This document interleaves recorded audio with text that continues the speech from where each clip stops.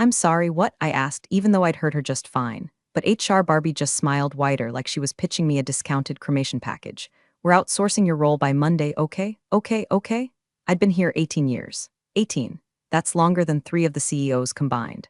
I'd onboarded half the exec team, knew every compliance loophole they swam through, and had trained the last 3 interns who now think pivot table means changing yoga poses.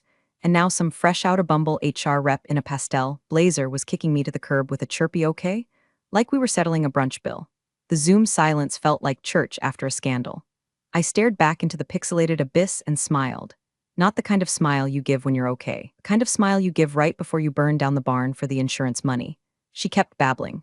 We'll offer you something modest, given your tenure, but you'll need to sign today just to keep things clean. Clean, oh honey. I muted myself before I laughed, not because it was funny. Because if I didn't, I'd start sobbing or snapping necks through the webcam. And before we go further, hey, if you've made it this far, can I ask you for something small? Seriously, like 2 seconds. Turns out 97% of you are listening to these stories without hitting that subscribe button. Help a girl out and tap it, yeah? I'm trying to hit my first 10,000 subscribers without selling foot pics. Let's keep the dream alive. Anyway, back to my own personal HR horror film. While she started uploading a PDF with a name like Voluntary Exit Agreement Janet Final PDF, I was already opening a different file on my desktop. A folder I hadn't touched in 6 months. Hidden behind my Q4 budget spreadsheet was something I called mismatched socks, because that's how they treated people like me, worn, stretched, and ready to be tossed when they couldn't find a match. Inside were receipts. Not CVS-length kind, but the kind that ruined people. Email threads from 2019, when they dumped Ed from facilities 2 weeks before his heart surgery, saved them $11,000 in extended coverage. A memo from legal urging managers to phase out legacy personnel quietly to avoid ageism flags. Slack screenshots of VPs joking about wringing the pension juice from older employees before booting them. I even had a selfie one director took at happy hour, drunk off his ass, flipping the bird under a whiteboard that literally said Monday cap equals max severance. He'd posted it to his private Insta. I had it saved. And there it was, the golden goose, Monday cap draft V3 final XLSX. God, I loved when their arrogance matched their version control laziness. I'd known it was bad, but I didn't know how bad. They'd created a whole system. If you were over 40, made more than 75K, and had been with the company longer than 5 years, you got the Monday cap. No exceptions. It was a stealth severance ceiling. They pretended it was standard, but it was designed to give older employees the smallest payout legally possible. So while Barbie droned on about next steps, I was already taking mine. Quiet ones. I thanked her for her time, promised I'd think it over, and ended the call like a good little relic. Then I closed my laptop, lit a candle, not for peace but for concentration, and started my checklist. My hands were shaking, but not from fear. I wasn't just going to make noise. I was going to make music. The thing about betrayal is it doesn't scream, it seeps. Like mold under cheap vinyl flooring, by the time it smells, the rot's already structural. Saturday morning, I made a pot of coffee strong enough to sand paint and cracked open the folder I swore I'd never need. Mismatched socks was always there, quietly accumulating decade after decade of corporate grime, like lint behind the company fridge. I never thought I'd use it, just kept feeding it out of habit, like some paranoid squirrel with a grudge. The first file was a PDF chain titled Exit Protocol 2016 Amendments. I'd flagged it back when they changed language from minimum severance standards to manager discretion encouraged. Back then, they called it Agile. Now, it looked like a loaded gun pointed at anyone with a 401k. Next was a cluster of emails from 2020, where a regional director tried to argue for a more generous package for a retiring employee with stage 3 breast cancer. HR's reply: we must remain consistent with Monday cap protocols. No empathy, no shame, just policy by spreadsheet. That woman died 6 weeks later. They sent a fruit basket. Then came the bonus justification docs. I knew they were shady, but digging into them again? Christ. The bonuses weren't just generous, they were weaponized. Severance cuts from Q2 directly funneled into leadership retention incentives for the same execs who were rubber stamping layoffs. It was all there: timestamps, amounts, the names of the axed, the sizes of the golden parachutes. One VP got a $68,000 efficiency bonus. The same week 5 assistants were restructured. That's when I opened it. The file I'd only skimmed out of morbid curiosity once before. Monday cap draft V3 final. It was a spreadsheet from hell, gift-wrapped in Arial font. Column A, departments. Column B, average severance per employee. Column C, target cap by tenure. Column D, deviation from legal minimum. And there, bolded in red, was a row labeled Legacy Staff 10+ers. My name wasn't on it, but it might as well have been carved in bone. The kicker? A note off to the side that read, be advised, Monday cap language should remain internal. Do not disclose to impacted staff. Use discretion. Messaging focus, market shifts, strategic pivots, appreciation of service. Appreciation of service. They'd gutted us for sport, buried us with fake gratitude, and hoped the stink wouldn't rise until Q1 earnings. I sat there staring at that note for maybe 10 full minutes. The only sound in my apartment was the ticking of the wall clock I got at my 10-year anniversary party, the one they'd ordered off Amazon and spelled my name wrong on. I could have screamed, I could have cried, but instead I started labeling files. Each one got a folder: discrimination patterns, severance skimming, bonus fraud, Slack threads tasteless. By noon, I had a backup stored on 3 drives, 2 cloud accounts, and 1 encrypted stick I shoved into an old Altoids tin behind the fuse box. I wasn't just protecting myself, I was arming up. I thought about the ones who'd already gone. Harold, laid off the week his wife started chemo. Teresa, who'd mentored me when I was fresh out of college, retired early, even though she'd begged to stay. All silenced. All gone, but not me, not this time. Thought they were done with me. I wasn't even warmed up. By Monday morning, I had my resignation doc open in one window and a nest of tab spreadsheets open in the other, like some sick game of corporate Sudoku. HR thought I was just another old canary willing to sing one last song before keeling over in the cubicle coal mine. And hell, maybe I was singing, but it sure as shit wasn't the tune they expected. I clicked through the exit form. Voluntary separation. That line alone almost made me vomit. Voluntary like a firing squad with a menu. We'll give you 2 months base pay, it said, as if 2 months was a blessing for 18 years of cleaning up everyone else's fire drills, forgotten logins, and quarterly panic attacks. They wanted me to sign off on a whisper. NDA, non-disparagement, binding arbitration. I was supposed to shut up, go home, maybe re-emerge in 6 months with a sad little Etsy store and a smile stretched thinner than their ethics. Not happening. Instead, I cooperated. I filled out every field like a good girl, all while cross-referencing numbers. Because unlike HR, I actually read things. The file name Q4 projections headcount impacted kept popping up in different folders. So I dug. That's when I found the pattern. Every single employee over 45 who made more than $70K and had more than 6 years at the company, gone by November, like clockwork, just before annual reviews and performance bonuses. They called it streamlining, but the numbers didn't lie. I saw exit dates lined up like tombstones right before disbursement periods. But what made my stomach drop was the line item under a different spreadsheet called Q4 compensation reallocations. A bland name, but that's where they bury the good stuff. There, clear as glass, was a series of dollar amounts that totaled nearly $1.4 million, and next to it a column titled Realloc. Source: severance suppression. I read that again. Severance, suppression. In plain terms, they were shaving down severance packages and funneling the leftover cash directly into executive bonus pools. I scrolled down to Q4 recipients. Names I knew. Faces I'd made birthday cakes for. People who'd sent me holiday cards with "You're the glue that holds this place together," written in fake gold ink. One of them, Alan D., VP of Strategy, had gotten a $93,000 retention performance award on December 17th. That same day, Melissa from accounting was laid off with 3 weeks' pay. She'd been with us 11 years. They weren't just letting us go. They were stripping the copper wiring out of the walls while we packed our desks. Wounded pride doesn't even begin to describe it. I felt disposable, like a used tissue, and that's exactly how they wanted me to feel. Guilt tripped into silence, shamed into compliance. So I clicked back to my fake resignation doc, typed out my "thank you for the opportunity" line, uploaded the PDF just like they asked, but I also dropped a copy of that Q4 reallocation spreadsheet into a personal folder labeled TNT. And right then and there, I decided, if I was their canary, I was going to sing until the damn mine collapsed. I scheduled the exit Zoom for Monday, 9 a.m. sharp. HR replied within 7 minutes, like they'd been hovering with their little pink slip halos all weekend. Great. We look forward to assisting your transition process. Smiling face with smiling eyes. That smiley face hit harder than a barbed wire hug. What they didn't know was that while they were prepping pastel talking points and PDF eulogies, I was building an arsenal. First step, the Slack draft. I opened a blank message in the #general channel, the same one they used to announce birthdays and mindfulness week. I kept it simple at first, just a headline: Leadership Transparency Initiative, please review attached. Under it, I plan to paste the link to the Monday Cap Draft V3 final spreadsheet, along with a short note. This document was used to determine severance limitations for senior staff. I encourage everyone to verify whether similar metrics were applied to their own exit terms. HR, feel free to clarify publicly. No rage, no all caps, just cold, clean fury that reeked of printer toner and payback. But before I hit save, I went looking for one last ace. I had access, you see. Nobody ever revoked my Slack admin privileges from my early days as onboarding queen. That meant I could peek into archived channels, even the ones marked private, if I still had original access. I'd never abused it, not once. Until now. It was buried under a folder called MGMT Lean Discussion Q3. Charming. Click through, 4 VPs and a director of ops. The thread was titled Efficiency Targets Legacy Cleanup. One message read, if we trim dead weight like JB this quarter, we'll hit the retention bonus threshold without needing to touch Q1 reserves. Another reply, she's got a pension tail and a mileage addiction.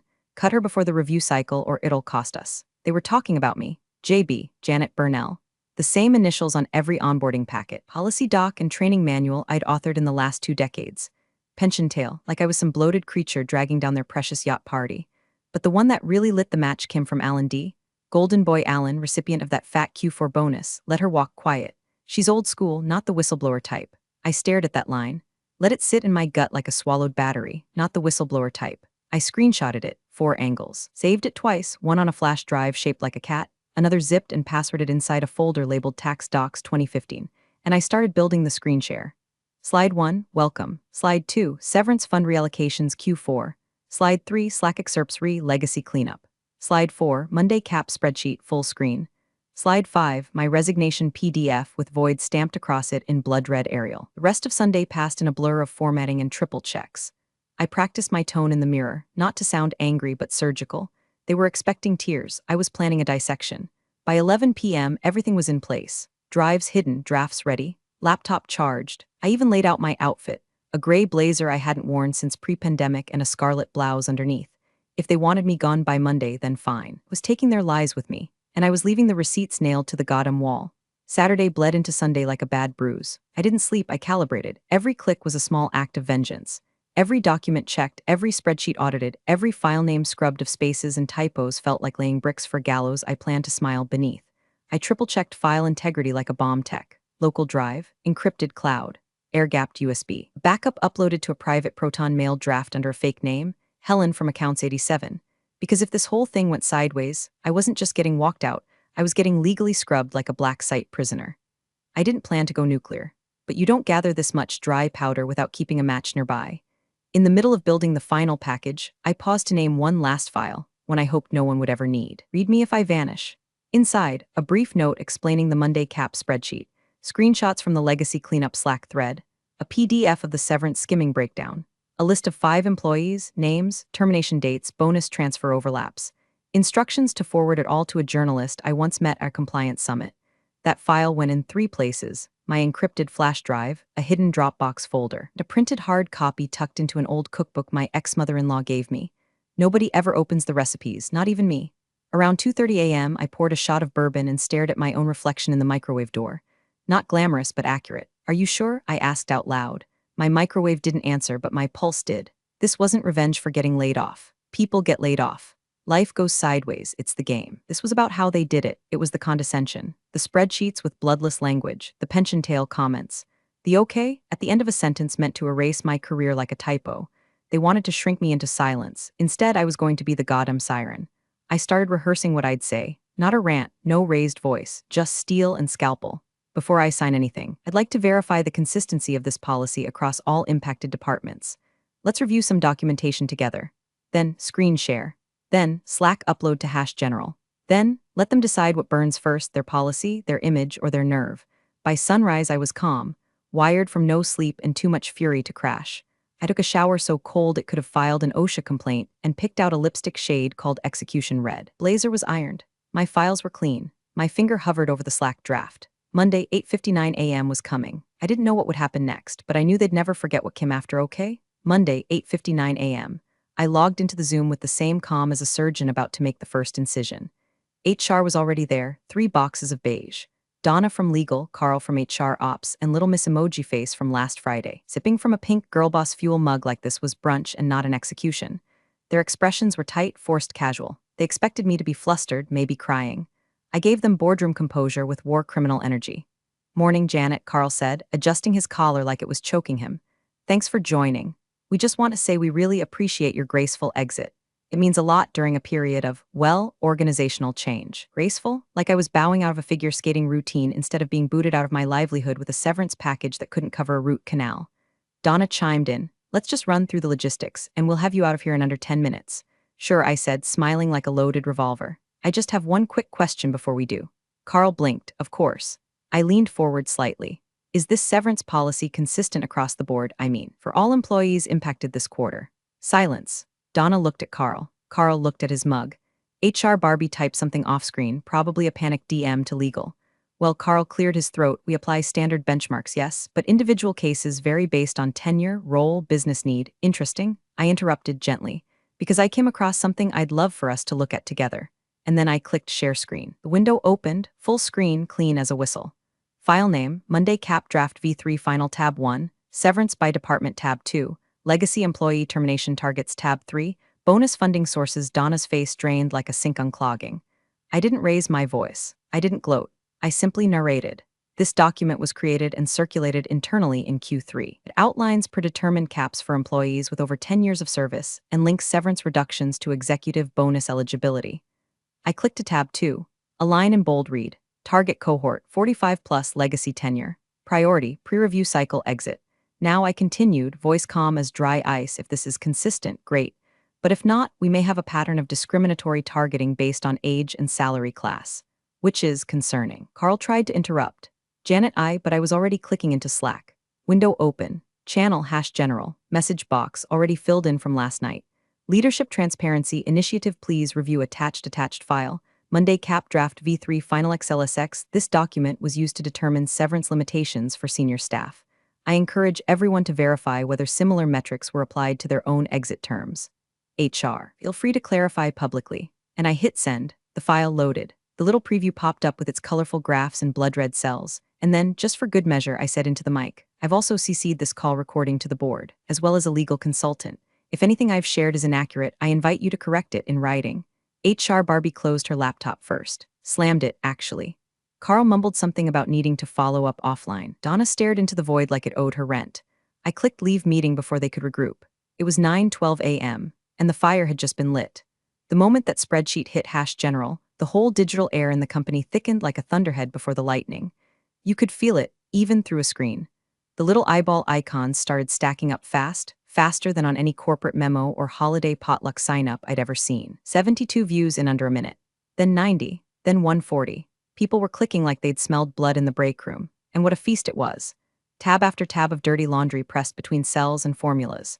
Column headers like, suggested maximum severance by age bracket performance exemption overrides, leadership only, Q4 executive bonus reallocation funds source, severance reduction on the right margin. One had left a comment bubble in yellow. Make sure to delete this before review committee sees it. They hadn't, I hadn't, and now no one could unsee it. HR tried to pull the plug instantly.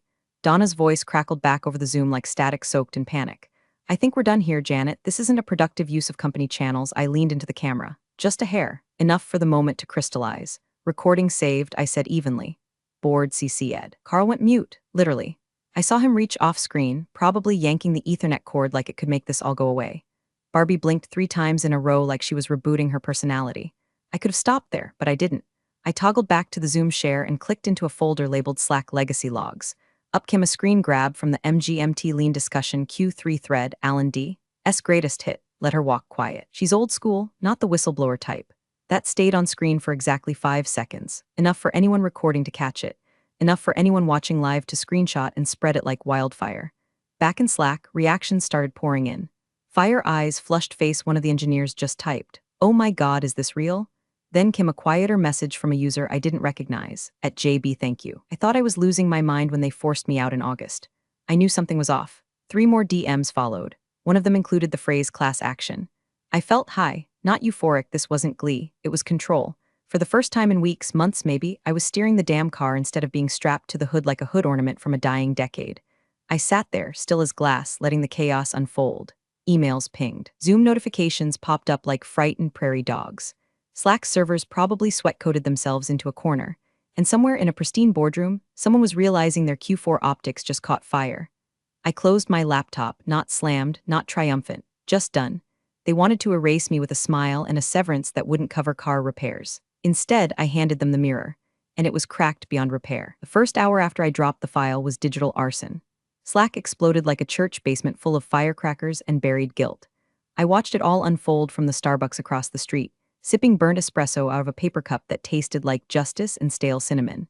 By 10:07 a.m., the #general channel had over 400 messages. The thread splintered into offshoots, #transparency 2025, #WTFHR, and the brutal #Monday Cap survivors.